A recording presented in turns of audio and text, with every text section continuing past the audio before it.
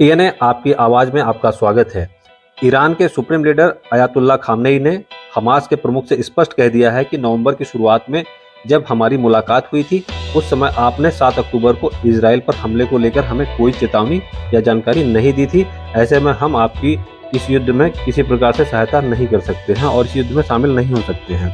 Israel और Hamas के जंग को बुधवार को 40 दिन हो गए। इजराइल पूरी ताकत से हमास पर ताबड़तोड़ हमले कर रहा है। ऐसे में हमास के हमदर्द माने जा रहे ईरान ने दो टूक कह दिया है कि हम आपकी तरफ से इजराइल के साथ इस युद्ध में शामिल नहीं होंगे।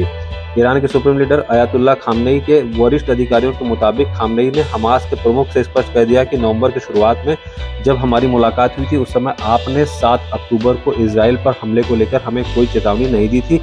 ऐसे में हम आपकी ओर से इस युद्ध में शामिल नहीं होंगे। अयातुल्ला अली खामनेई ने इस्माइल हानिया को बताया कि ईरान हमास को अपना राजनीतिक और नैतिक समर्थन देना जारी रखेगा, लेकिन वो सीधे तौर पर इस युद्ध में शामिल नहीं होगा।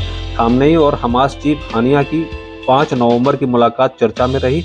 यह मुलाकात ऐसे समय में हुई जब लेबनान ने हिजबुल्लाह ने फिलहाल युद्ध से अपने पांव पीछे खींचने का ऐलान कर दिया है। दोनों नेताओं के बीच क्या बात हुई इस पर कोई जानकारी सामने नहीं आ पाई है, लेकिन प्रयास लगाए जा रहे हैं कि हमास चीफ ने जंग के लिए ईरान से हथियारों के लिए जरूरी मदद मांगी थी।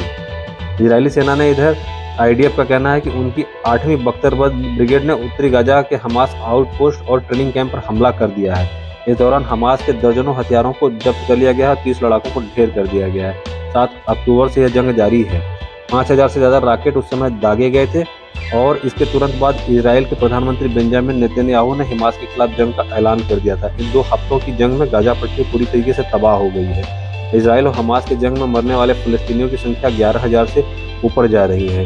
अब तक गाजा के 23 लाख में से आधे नागरिकों ने अपना घर छोड़ दिया है। हमास के लड़ाकों ने 200 से ज़्यादा नागरिकों को बंधक बनाकर रखा है। हमास का दावा है कि इजरायली बमबारी में 50 से ज़्यादा बंधकों की मौत हो गई है। इस विषय में आपकी क्या राय है हमें कमेंट सेक्शन में जरूर बताइएगा। फिर आते हैं कुछ ऐसी रिपोर्टिंग और न्यूज़ के साथ, तब तक के लिए धन्यवाद। नमस्कार।